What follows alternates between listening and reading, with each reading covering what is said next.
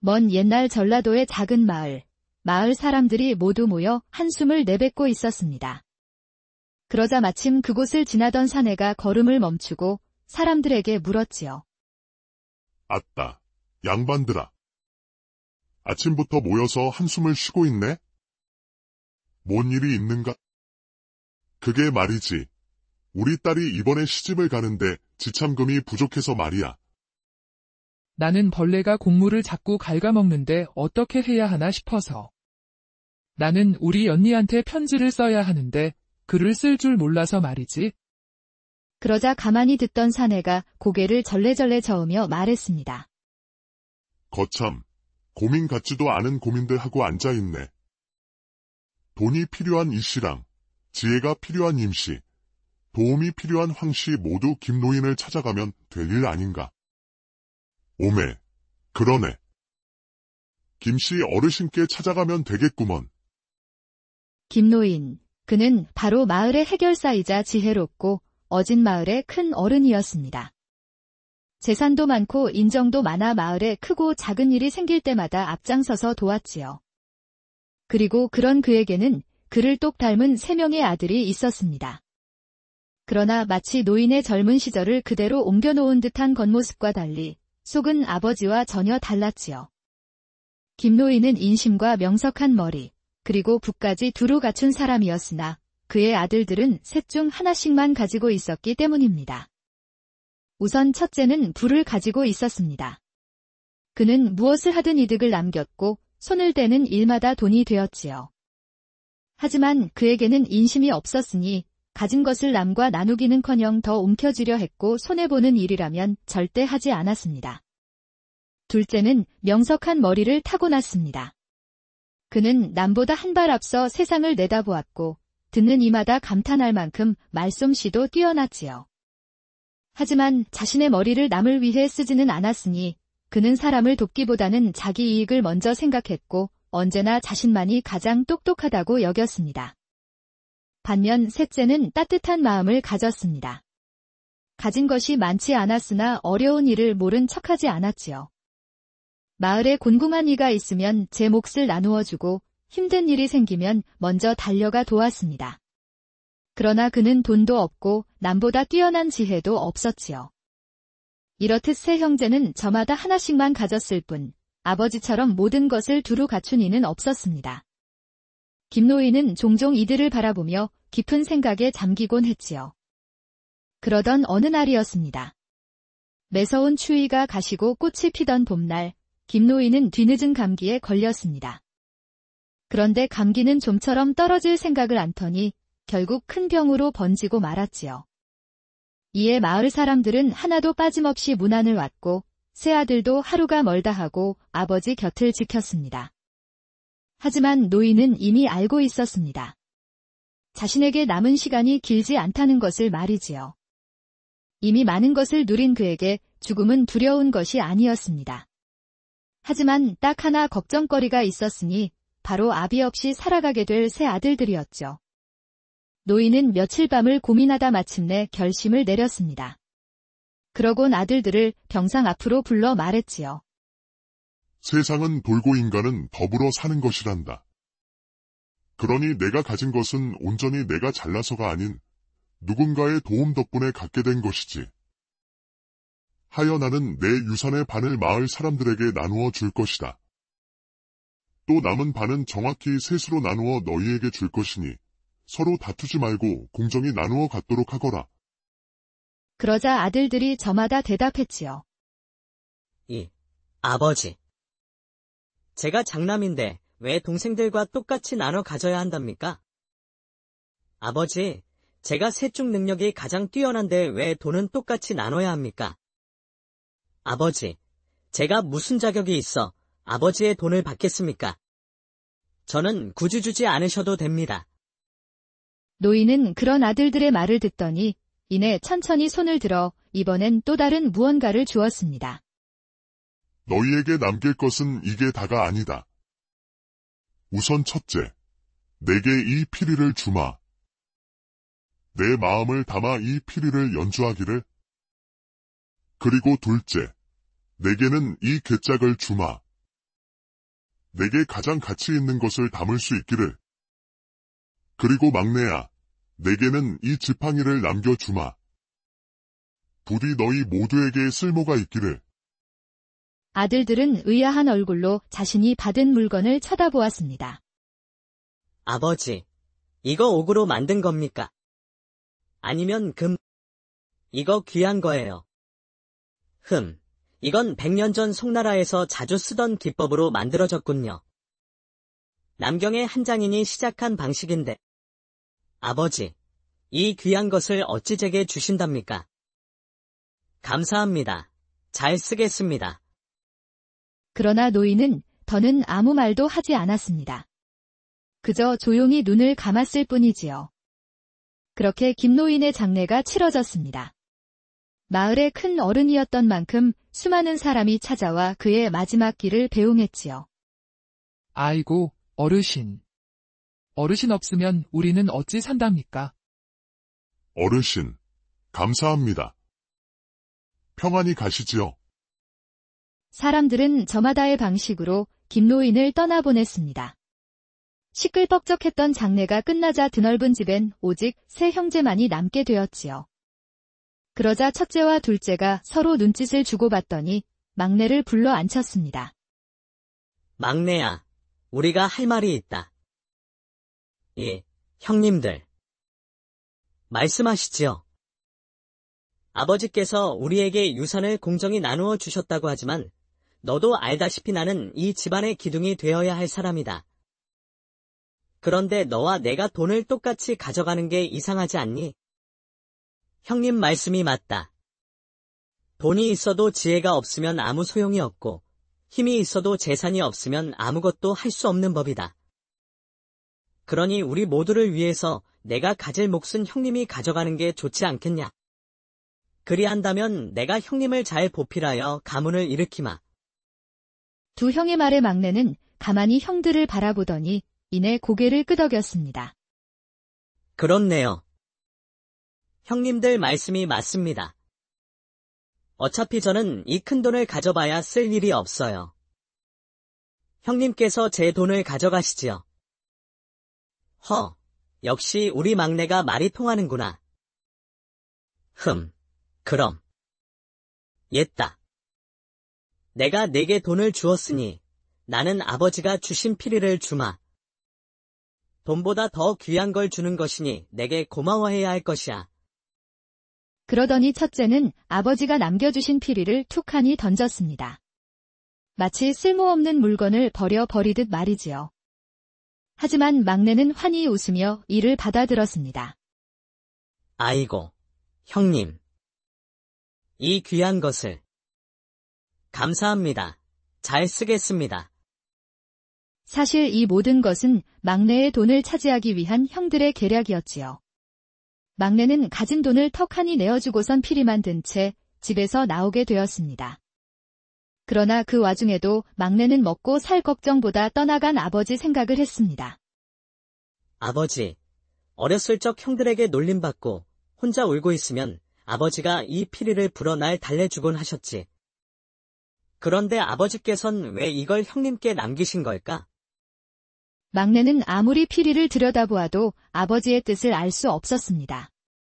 답답한 마음이 들 때면 그저 그 마음을 담아 피리를 불곤 했지요. 그렇게 하루 이틀 피리를 부는 날이 계속되자 막내는 피리 연주를 꽤나 능숙하게 할 수 있게 되었습니다. 그 실력이 매우 뛰어나 슬픈 가락을 불면 듣던 사람들도 눈물을 흘리고 흥겨운 가락을 불면 사람들도 덩실덩실 춤을 출 정도였지요. 그러던 어느 날이었습니다. 막내는 여전히 피리 한 자루를 손에 쥔 채 길을 걷고 있었습니다. 그러다 그만 깊은 산속에서 길을 잃고 말았지요. 설상가상해까지 모두 져버린 탓에 막내는 어쩔 수 없이 산속에서 밤을 보내기로 했습니다. 그는 커다란 나무 아래 자리를 잡고선 스르르 잠에 들었지요.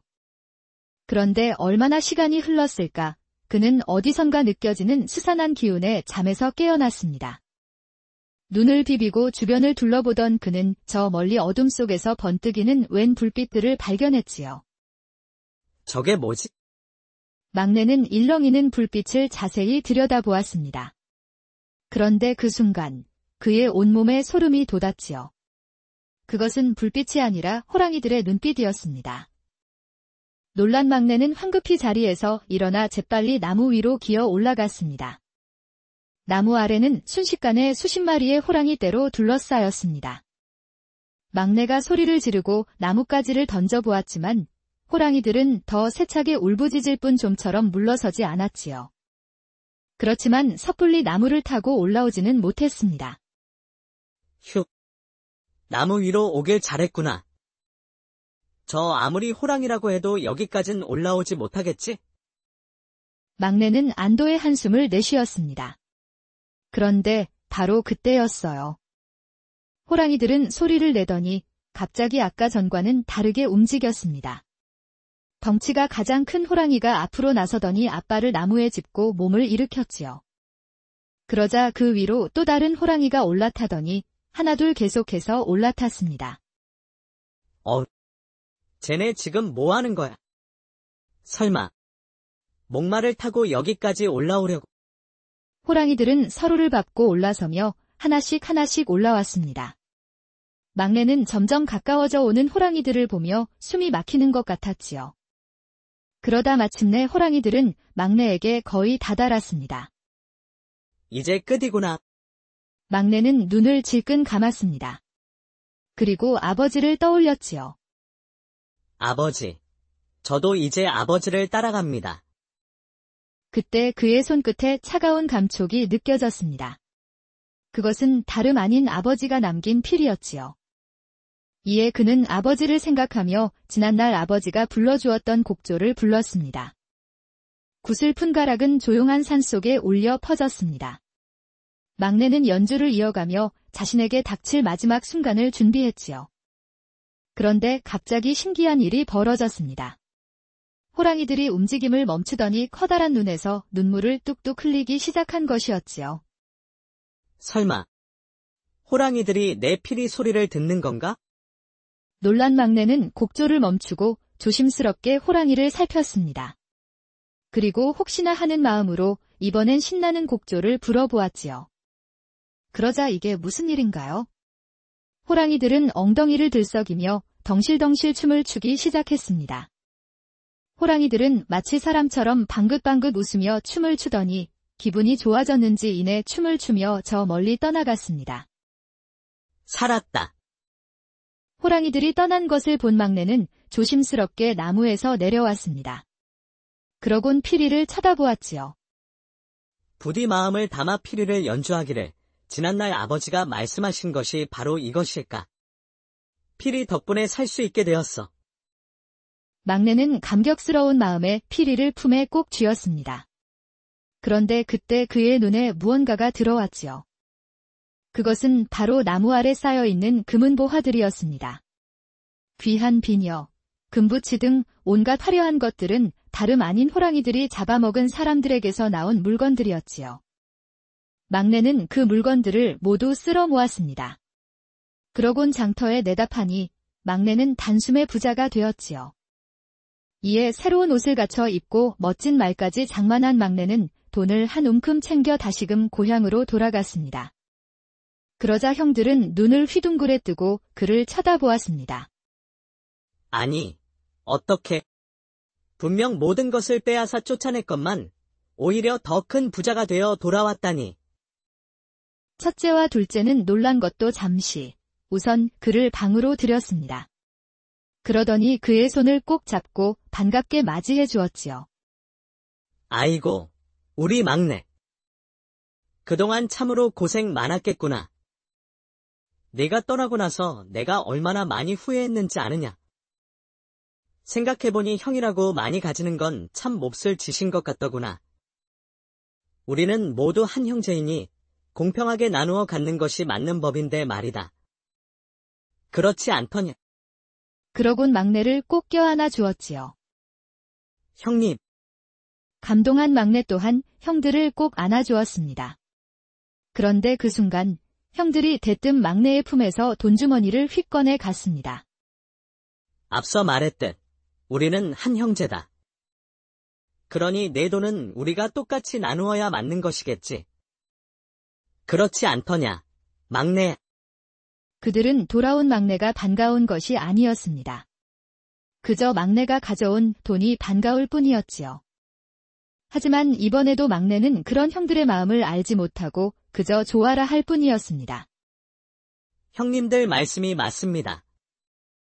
저희는 한 형제이니까요. 허허, 역시 내 동생.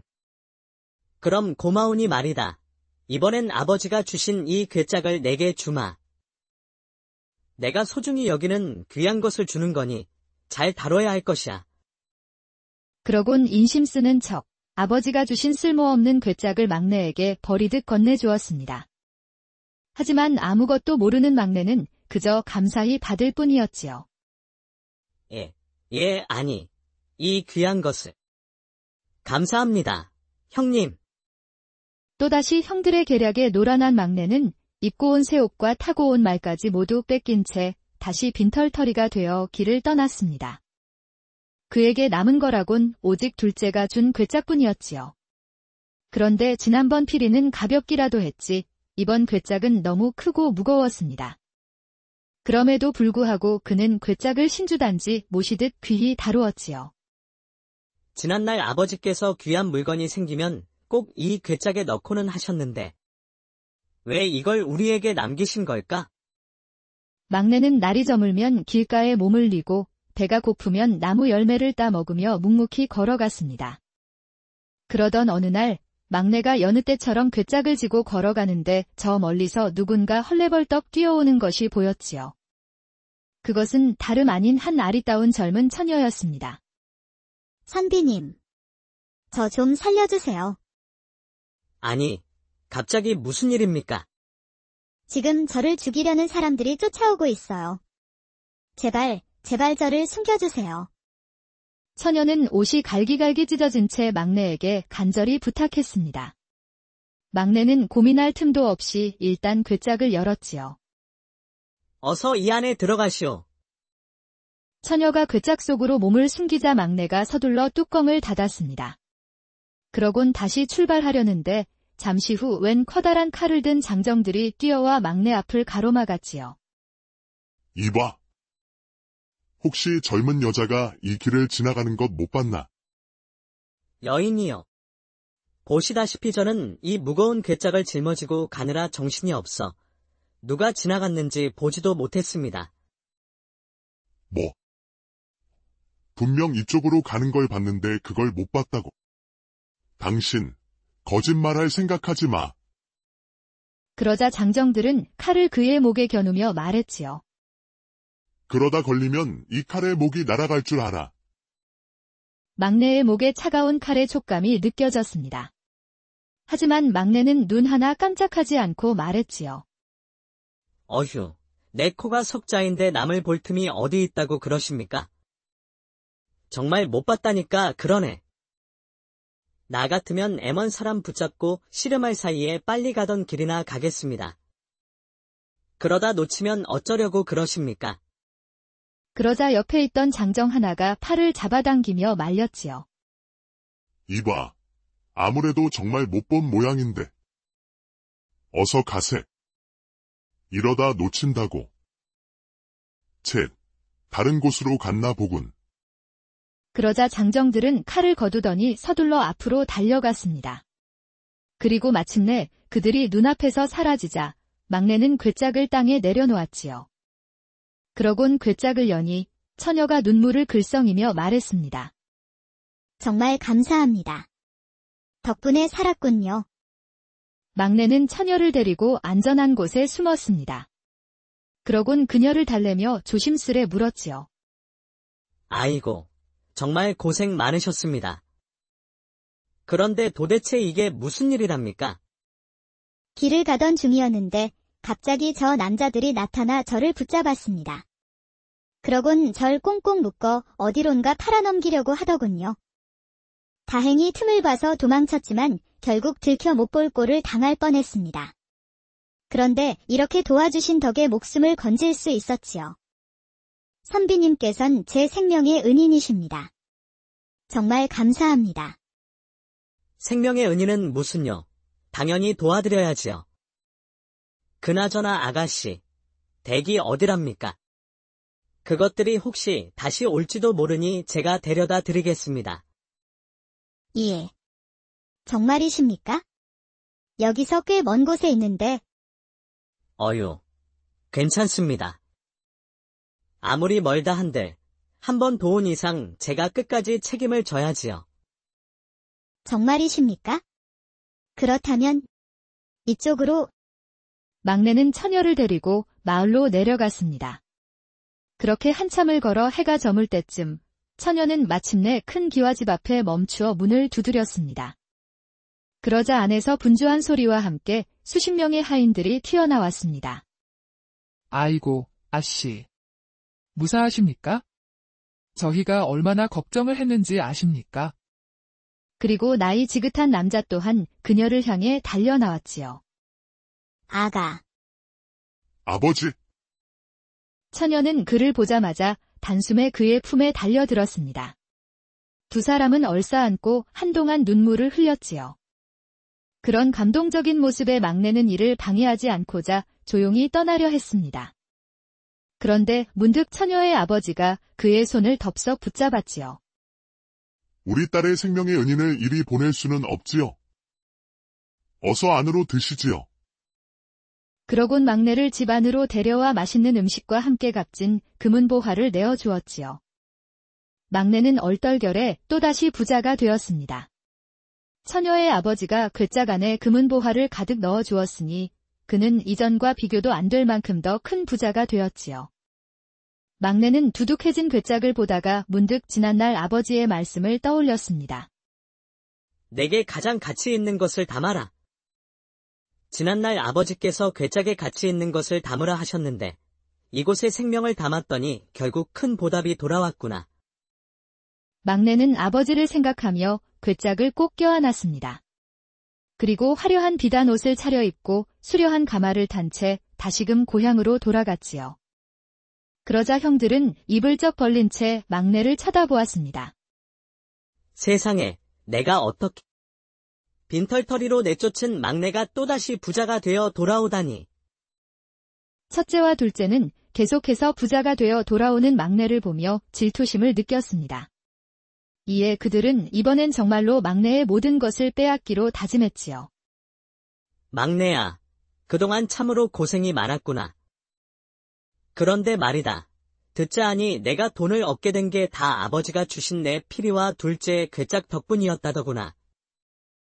그래. 피리와 괴짝이 없었다면 너는 여전히 빈털터리였을 터. 그러니 그 돈은 사실 피리와 괴짝의 주인인 우리의 것이 아니겠느냐.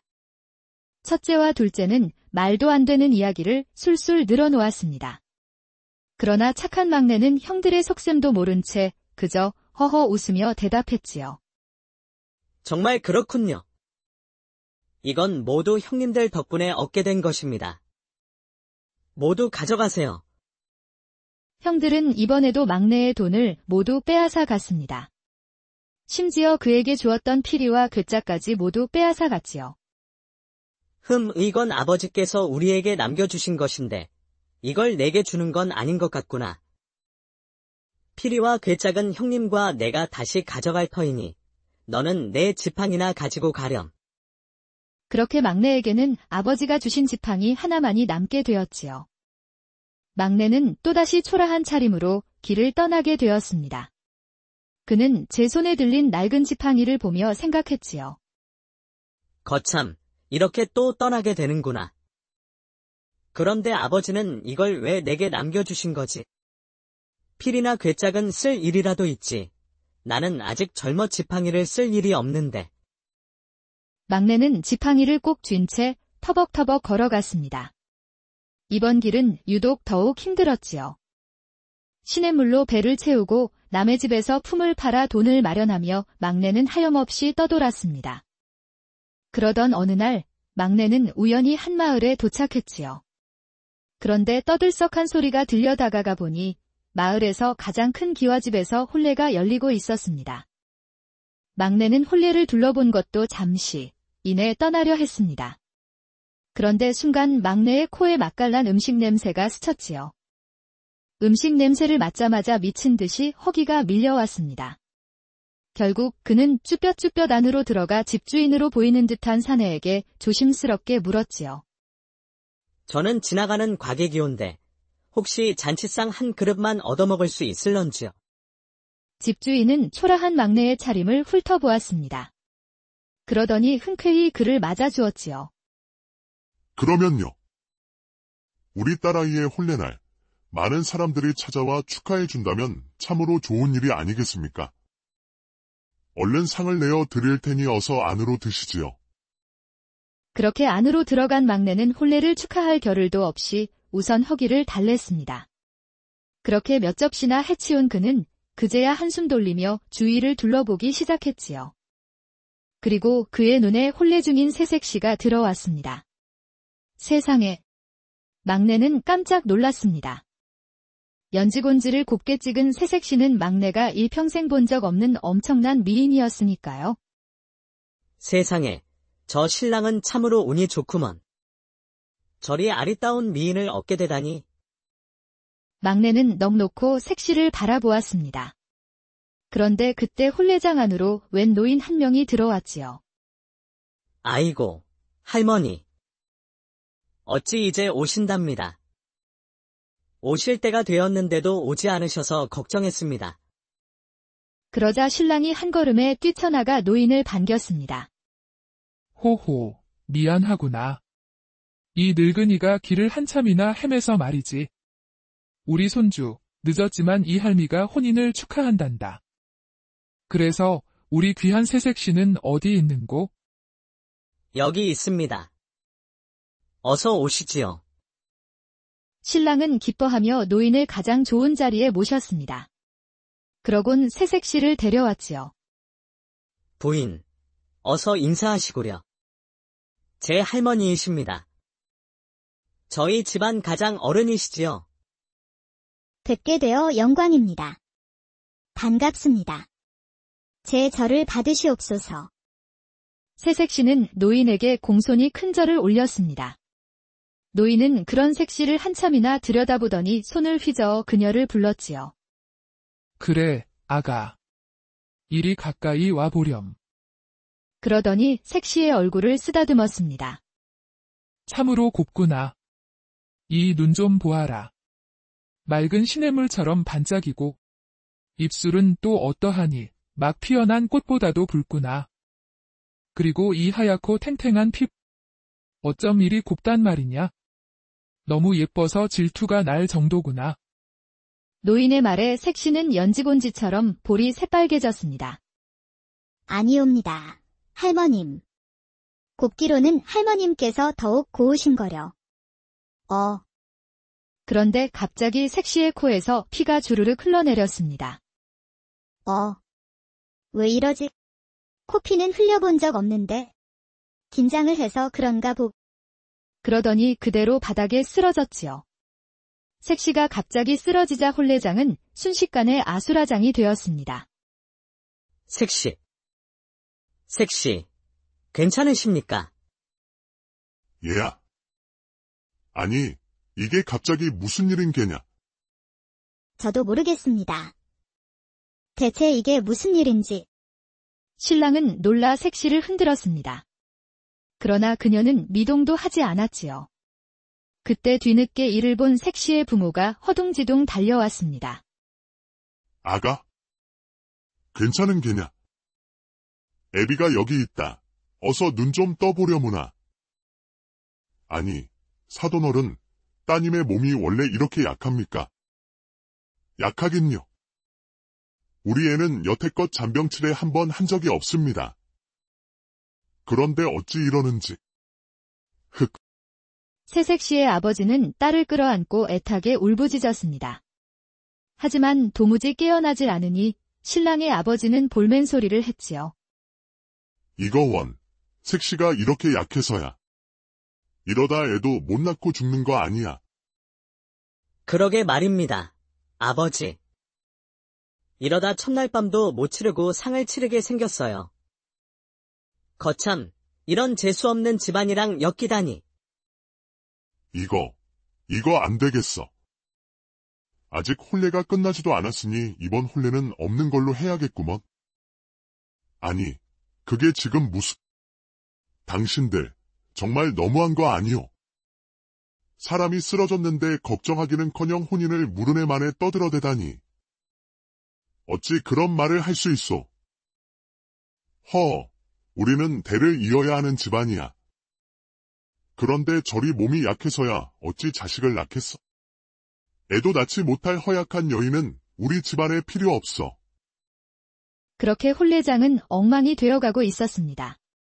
그리고 그런 사람들 사이에서 한 사람이 유유히 자리를 뜨고 있었지요. 바로 조금 전 색시를 만졌던 그 노인이었습니다. 막내는 그런 노인을 물끄러미 쳐다보았습니다. 그런데 순간 그는 깜짝 놀라고 말았지요. 저게 뭐지? 노인의 치마 자락 사이로 하얗고 보드라운 것이 살랑이는 모습이 보였습니다. 그것은 다름 아닌 여우의 꼴이었지요. 막내는 놀라 입을 틀어막았습니다. 그리고 그제야 모든 걸 깨달았지요. 지난날 아버지께 사람의 정기를 빨아 젊음을 유지하는 구미호 이야기를 들었었는데 설마 저 노인이 그 구미호란 말이야. 막내는 어찌해야 할지 망설여졌습니다. 혼자 달려들자니 구미호의 힘에 단번에 제압당할 것이 뻔했으니까요. 그때 저 멀리 울고 있는 색시의 아버지가 보였습니다. 별 볼 일 없는 차림에 자신에게 따뜻한 밥 한 끼를 내어주었던 사람. 그가 울부짖는 것을 보고 있자니 막내는 더 이상 가만히 있을 수 없었습니다. 그는 자신의 손에 들려있는 지팡이를 꽉 잡았습니다. 그리고 구미호를 향해 뛰어갔지요. 이 요물. 막내는 지팡이를 휘둘러 구미호를 가격했고 구미호는 외마디 비명과 함께 피를 흘리며 바닥에 쓰러졌지요. 이놈. 감히 우리 할머니를. 신랑과 그의 가족들이 막내에게 달려들었습니다. 그러곤 막내를 제압하려는 순간 펑 하는 소리와 함께 혼례장은 자욱한 연기로 뒤덮였습니다. 그 속에서 노인은 한 마리의 커다란 여우로 변했지요. 그런데 여우의 머리 위엔 웬 해골바가지가 씌워져 있었습니다. 세상에, 이건. 그렇다면 우리 할머니는. 그리고 그때 쓰러져 있던 색시가 서서히 눈을 떴습니다. 서방님. 아버지. 이게 어떻게 된 일이에요? 그 모습을 본 마을 사람들은 웅성거리기 시작했지요. 세상에, 여우가 사람의 해골을 뒤집었으면 사람으로 변한다더니 저것이 그거 아냐. 여우가 신랑네 할머니를 잡아먹고 그 해골을 뒤집어 쓰고 둔갑했던 거였구먼. 이 모습의 신랑은 사색이 되어 뒷걸음질 쳤습니다. 그러곤 여우와 색시를 번갈아 보더니 이내 멋쩍은 미소를 지으며 색시에게 다가갔지요. 색시, 괜찮으시오. 아까는. 그러자 색시의 아버지가 그를 단호하게 막아섰습니다. 그러더니 도리어 막내의 손을 덥석 붙잡았지요. 고맙네, 젊은이. 색시의 아버지는 단호한 목소리로 신랑과 그의 가족을 향해 말했습니다. 아까 이 혼인은 무효라고 하셨지요? 좋소. 나도 그 말에 동의하리다. 그러곤 막내를 보며 외쳤지요. 우리 딸을 구해준 자네에게 내 딸을 주겠네?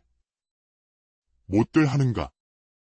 이제 신랑이 바뀌었으니 다시 혼례를 진행해보자고. 그렇게 막내는 절세미인인 색시와 혼례를 올리게 되었습니다. 뿐만 아니라 색시의 아버지가 막내에게 막대한 재산을 물려주었으니 그는 다시 한번 엄청난 부자가 되었지요. 그러나 막내는 이번만큼은 고향으로 돌아가지 않았습니다. 서방님, 분명 서방님께 형님들이 계시다 들었는데 어찌하여 고향의 소식을 전하지 않으시는 겁니까? 그러자 막내는 조용히 웃으며 색시에게 말했지요. 부인, 지난날 우연히 한 여인을 구해준 적이 있습니다. 그 여인을 집에 데려다 주었더니 가족과 애타게 재회하더군요.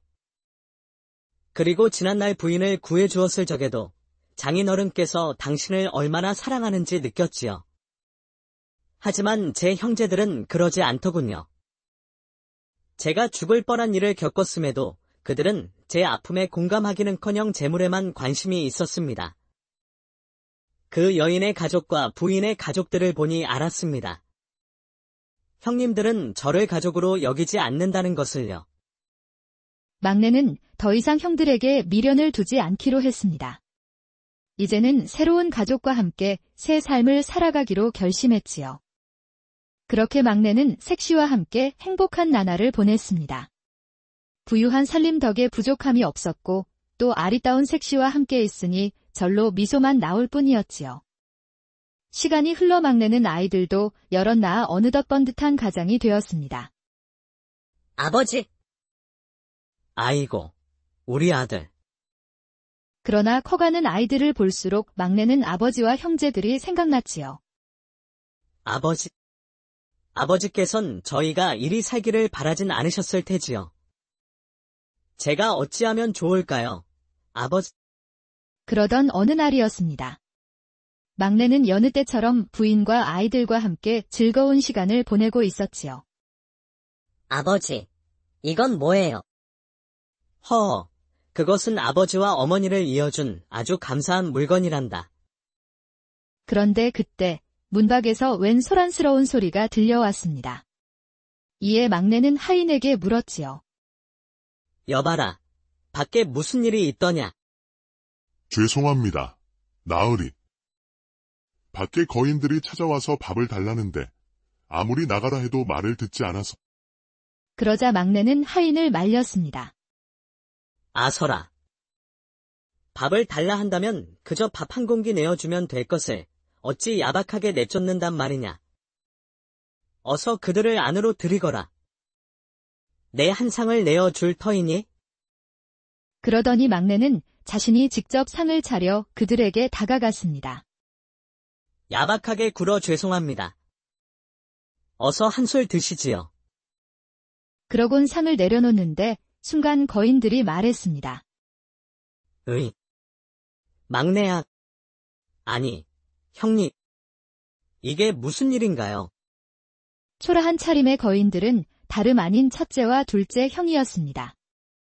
예전 모습은 찾아볼 수 없을 만큼 비쩍 마르고 허름한 차림이었지만 노인을 빼닮은 그들은 분명 막내의 형들이었지요.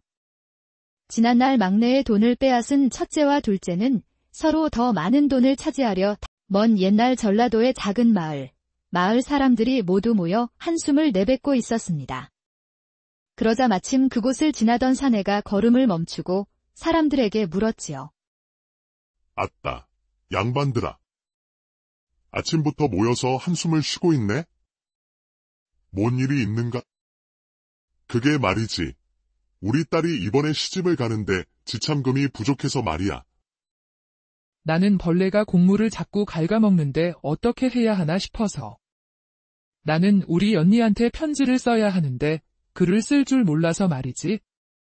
그러자 가만히 듣던 사내가 고개를 절레절레 저으며 말했습니다. 거참, 고민 같지도 않은 고민들 하고 앉아있네. 돈이 필요한 이씨랑, 지혜가 필요한 임씨, 도움이 필요한 황씨 모두 김노인을 찾아가면 될 일 아닌가. 오메, 그러네. 김씨 어르신께 찾아가면 되겠구먼. 김노인, 그는 바로 마을의 해결사이자 지혜롭고 어진 마을의 큰 어른이었습니다. 재산도 많고 인정도 많아 마을에 크고 작은 일이 생길 때마다 앞장서서 도왔지요. 그리고 그런 그에게는 그를 똑 닮은 3명의 아들이 있었습니다. 그러나 마치 노인의 젊은 시절을 그대로 옮겨놓은 듯한 겉모습과 달리 속은 아버지와 전혀 달랐지요. 김노인은 인심과 명석한 머리, 그리고 붓까지 두루 갖춘 사람이었으나 그의 아들들은 셋 중 하나씩만 가지고 있었기 때문입니다. 우선 첫째는 부를 가지고 있었습니다. 그는 무엇을 하든 이득을 남겼고 손을 대는 일마다 돈이 되었지요. 하지만 그에게는 인심이 없었으니 가진 것을 남과 나누기는커녕 더 움켜쥐려 했고 손해보는 일이라면 절대 하지 않았습니다. 둘째는 명석한 머리를 타고났습니다. 그는 남보다 한 발 앞서 세상을 내다보았고 듣는 이마다 감탄할 만큼 말솜씨도 뛰어났지요. 하지만 자신의 머리를 남을 위해 쓰지는 않았으니 그는 사람을 돕기보다는 자기 이익을 먼저 생각했고 언제나 자신만이 가장 똑똑하다고 여겼습니다. 반면 셋째는 따뜻한 마음을 가졌습니다. 가진 것이 많지 않았으나 어려운 일을 모른 척하지 않았지요. 마을에 곤궁한 이가 있으면 제 몫을 나누어 주고 힘든 일이 생기면 먼저 달려가 도왔습니다. 그러나 그는 돈도 없고 남보다 뛰어난 지혜도 없었지요. 이렇듯 세 형제는 저마다 하나씩만 가졌을 뿐 아버지처럼 모든 것을 두루 갖춘 이는 없었습니다. 김노인은 종종 이들을 바라보며 깊은 생각에 잠기곤 했지요. 그러던 어느 날이었습니다. 매서운 추위가 가시고 꽃이 피던 봄날, 김노인은 뒤늦은 감기에 걸렸습니다. 그런데 감기는 좀처럼 떨어질 생각을 않더니 결국 큰 병으로 번지고 말았지요. 이에 마을 사람들은 하나도 빠짐없이 문안을 왔고 세 아들도 하루가 멀다 하고 아버지 곁을 지켰습니다. 하지만 노인은 이미 알고 있었습니다. 자신에게 남은 시간이 길지 않다는 것을 말이지요. 이미 많은 것을 누린 그에게 죽음은 두려운 것이 아니었습니다. 하지만 딱 하나 걱정거리가 있었으니 바로 아비 없이 살아가게 될 세 아들들이었죠. 노인은 며칠 밤을 고민하다 마침내 결심을 내렸습니다. 그러곤 아들들을 병상 앞으로 불러 말했지요. 세상은 돌고 인간은 더불어 사는 것이란다. 그러니 내가 가진 것은 온전히 내가 잘나서가 아닌 누군가의 도움 덕분에 갖게 된 것이지. 하여 나는 내 유산의 반을 마을 사람들에게 나누어 줄 것이다. 또 남은 반은 정확히 셋으로 나누어 너희에게 줄 것이니 서로 다투지 말고 공정히 나누어 갖도록 하거라. 그러자 아들들이 저마다 대답했지요. 아버지. 제가 장남인데 왜 동생들과 똑같이 나눠 가져야 한답니까? 아버지, 제가 셋 중 능력이 가장 뛰어난데 왜 돈은 똑같이 나눠야 합니까? 아버지, 제가 무슨 자격이 있어 아버지의 돈을 받겠습니까? 저는 굳이 주지 않으셔도 됩니다. 노인은 그런 아들들의 말을 듣더니 이내 천천히 손을 들어 이번엔 또 다른 무언가를 주었습니다. 너희에게 남길 것은 이게 다가 아니다. 우선 첫째, 내게 이 피리를 주마. 내 마음을 담아 이 피리를 연주하기를. 그리고 둘째, 내게는 이 괴짝을 주마. 내게 가장 가치 있는 것을 담을 수 있기를. 그리고 막내야, 내게는 이 지팡이를 남겨주마. 부디 너희 모두에게 쓸모가 있기를. 아들들은 의아한 얼굴로 자신이 받은 물건을 쳐다보았습니다. 아버지, 이거 옥으로 만든 겁니까? 아니면 금? 이거 귀한 거예요. 이건 100년 전 송나라에서 자주 쓰던 기법으로 만들어졌군요. 남경의 한 장인이 시작한 방식인데. 아버지, 이 귀한 것을 어찌 제게 주신답니까? 감사합니다. 잘 쓰겠습니다. 그러나 노인은 더는 아무 말도 하지 않았습니다. 그저 조용히 눈을 감았을 뿐이지요. 그렇게 김노인의 장례가 치러졌습니다. 마을의 큰 어른이었던 만큼 수많은 사람이 찾아와 그의 마지막 길을 배웅했지요.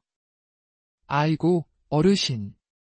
어르신 없으면 우리는 어찌 산답니까? 어르신, 감사합니다. 평안히 가시지요. 사람들은 저마다의 방식으로 김노인을 떠나보냈습니다. 시끌벅적했던 장례가 끝나자 드넓은 집엔 오직 세 형제만이 남게 되었지요. 그러자 첫째와 둘째가 서로 눈짓을 주고받더니 막내를 불러 앉혔습니다. 막내야, 우리가 할 말이 있다. 형님들.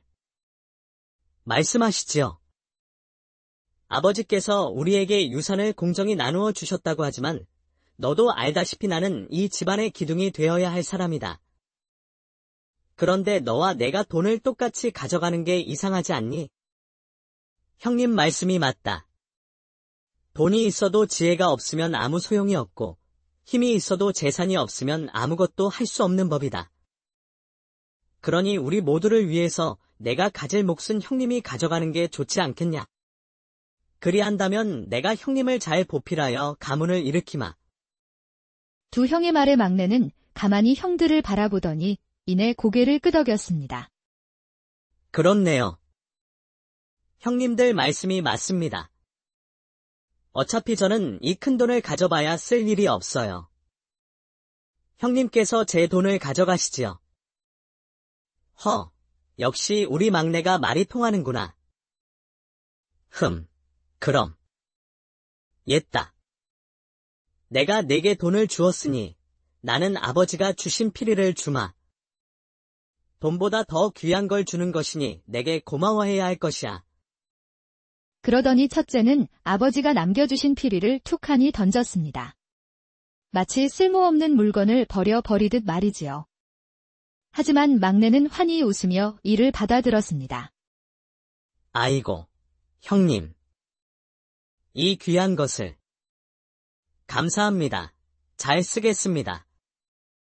사실 이 모든 것은 막내의 돈을 차지하기 위한 형들의 계략이었지요. 막내는 가진 돈을 턱하니 내어주고선 피리만 든 채 집에서 나오게 되었습니다. 그러나 그 와중에도 막내는 먹고 살 걱정보다 떠나간 아버지 생각을 했습니다. 아버지, 어렸을 적 형들에게 놀림받고 혼자 울고 있으면 아버지가 이 피리를 불어 날 달래주곤 하셨지. 그런데 아버지께선 왜 이걸 형님께 남기신 걸까? 막내는 아무리 피리를 들여다보아도 아버지의 뜻을 알 수 없었습니다. 답답한 마음이 들 때면 그저 그 마음을 담아 피리를 불곤 했지요. 그렇게 하루 이틀 피리를 부는 날이 계속되자 막내는 피리 연주를 꽤나 능숙하게 할 수 있게 되었습니다.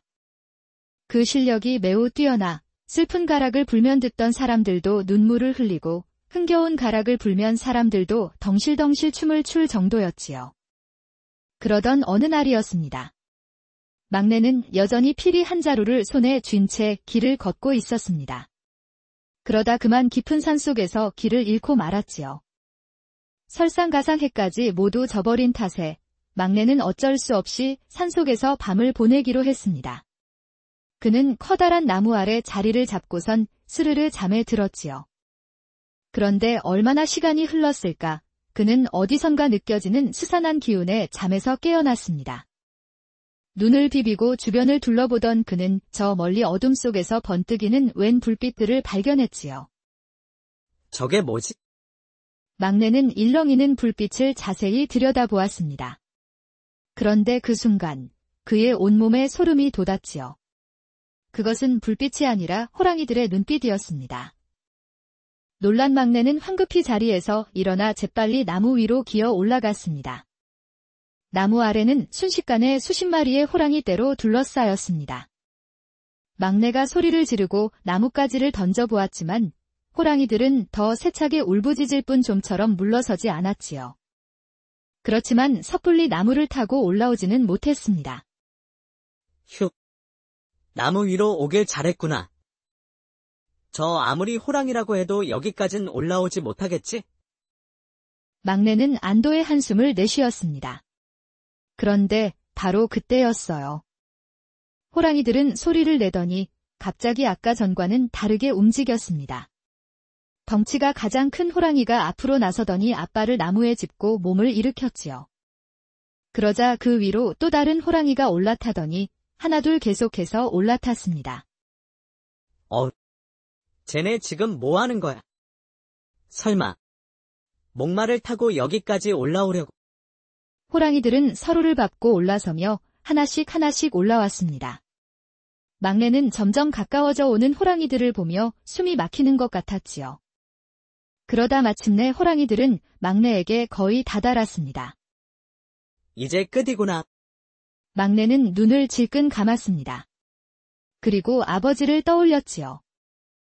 아버지, 저도 이제 아버지를 따라갑니다. 그때 그의 손끝에 차가운 감촉이 느껴졌습니다. 그것은 다름 아닌 아버지가 남긴 필이었지요. 이에 그는 아버지를 생각하며 지난날 아버지가 불러주었던 곡조를 불렀습니다. 구슬픈 가락은 조용한 산속에 울려 퍼졌습니다. 막내는 연주를 이어가며 자신에게 닥칠 마지막 순간을 준비했지요. 그런데 갑자기 신기한 일이 벌어졌습니다. 호랑이들이 움직임을 멈추더니 커다란 눈에서 눈물을 뚝뚝 흘리기 시작한 것이었지요. 설마, 호랑이들이 내 피리 소리를 듣는 건가? 놀란 막내는 곡조를 멈추고 조심스럽게 호랑이를 살폈습니다. 그리고 혹시나 하는 마음으로 이번엔 신나는 곡조를 불어보았지요. 그러자 이게 무슨 일인가요? 호랑이들은 엉덩이를 들썩이며 덩실덩실 춤을 추기 시작했습니다. 호랑이들은 마치 사람처럼 방긋방긋 웃으며 춤을 추더니 기분이 좋아졌는지 이내 춤을 추며 저 멀리 떠나갔습니다. 살았다. 호랑이들이 떠난 것을 본 막내는 조심스럽게 나무에서 내려왔습니다. 그러곤 피리를 쳐다보았지요. 부디 마음을 담아 피리를 연주하기를 지난날 아버지가 말씀하신 것이 바로 이것일까? 피리 덕분에 살 수 있게 되었어. 막내는 감격스러운 마음에 피리를 품에 꼭 쥐었습니다. 그런데 그때 그의 눈에 무언가가 들어왔지요. 그것은 바로 나무 아래 쌓여있는 금은보화들이었습니다.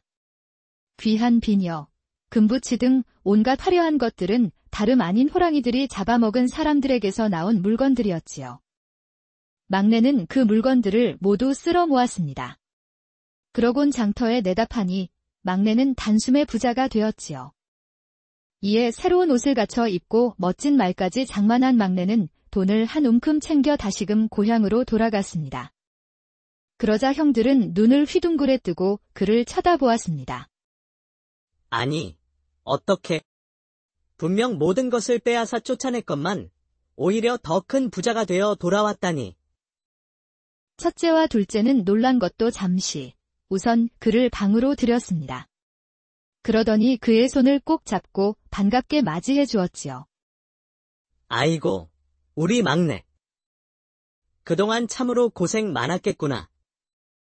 네가 떠나고 나서 내가 얼마나 많이 후회했는지 아느냐. 생각해보니 형이라고 많이 가지는 건 참 몹쓸 짓인 것 같더구나. 우리는 모두 한 형제이니 공평하게 나누어 갖는 것이 맞는 법인데 말이다. 그렇지 않더냐? 그러곤 막내를 꼭 껴안아 주었지요. 형님, 감동한 막내 또한 형들을 꼭 안아주었습니다.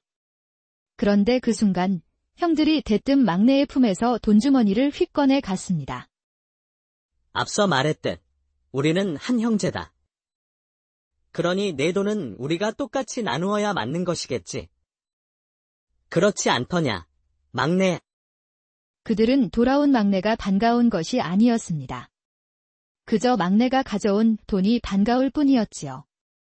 하지만 이번에도 막내는 그런 형들의 마음을 알지 못하고 그저 좋아라 할 뿐이었습니다. 형님들 말씀이 맞습니다. 저희는 한 형제이니까요. 허허, 역시 내 동생. 그럼 고마우니 말이다. 이번엔 아버지가 주신 이 괴짝을 내게 주마.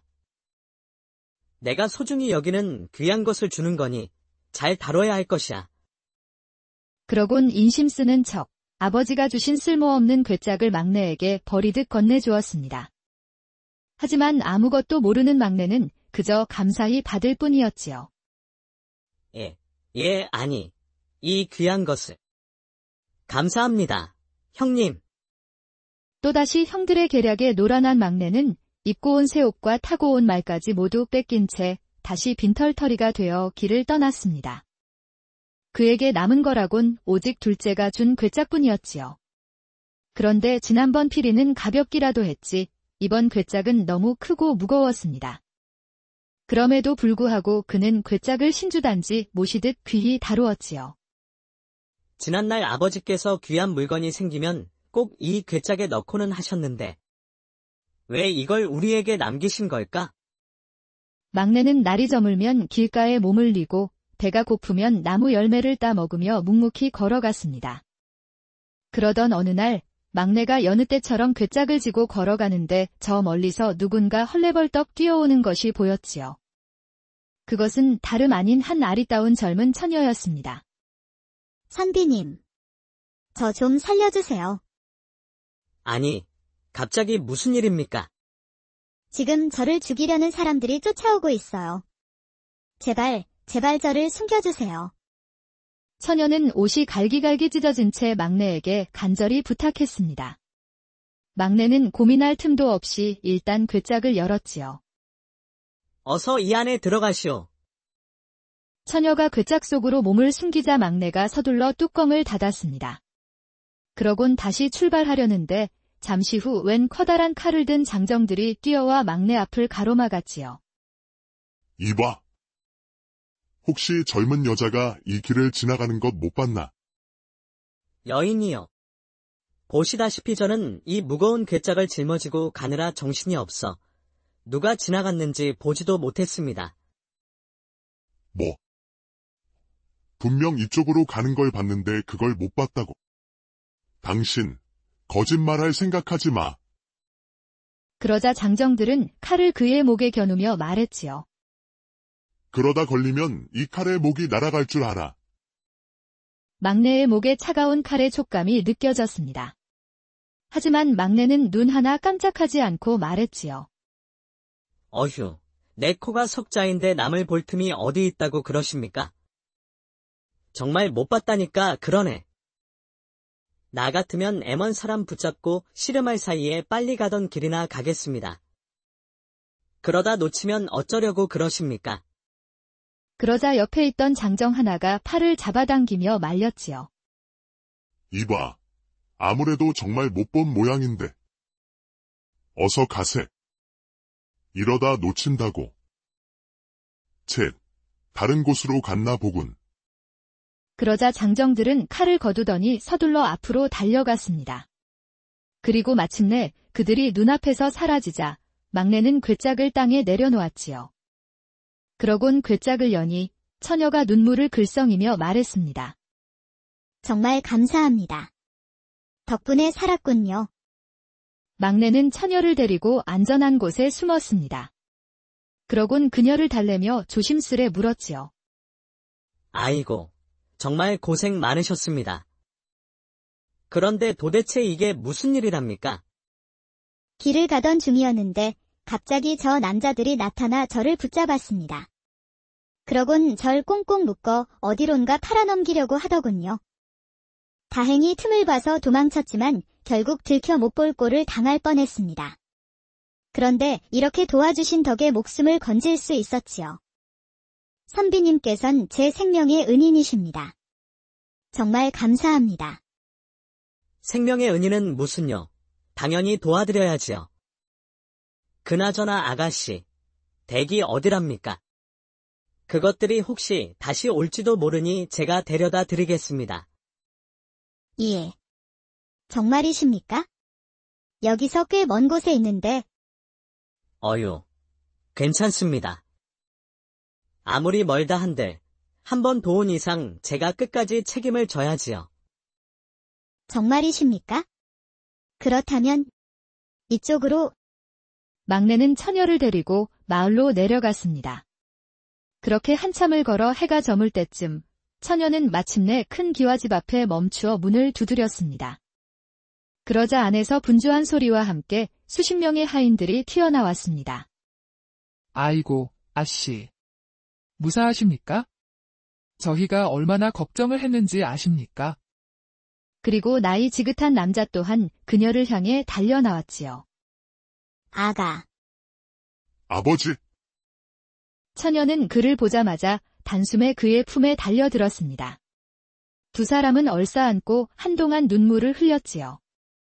그런 감동적인 모습에 막내는 이를 방해하지 않고자 조용히 떠나려 했습니다. 그런데 문득 처녀의 아버지가 그의 손을 덥석 붙잡았지요. 우리 딸의 생명의 은인을 이리 보낼 수는 없지요. 어서 안으로 드시지요.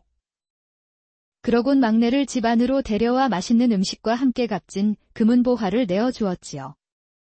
막내는 얼떨결에 또다시 부자가 되었습니다. 처녀의 아버지가 괴짝 안에 금은보화를 가득 넣어주었으니 그는 이전과 비교도 안 될 만큼 더 큰 부자가 되었지요. 막내는 두둑해진 괴짝을 보다가 문득 지난날 아버지의 말씀을 떠올렸습니다. 내게 가장 가치 있는 것을 담아라. 지난날 아버지께서 괴짝에 가치 있는 것을 담으라 하셨는데 이곳에 생명을 담았더니 결국 큰 보답이 돌아왔구나. 막내는 아버지를 생각하며 괴짝을 꼭 껴안았습니다. 그리고 화려한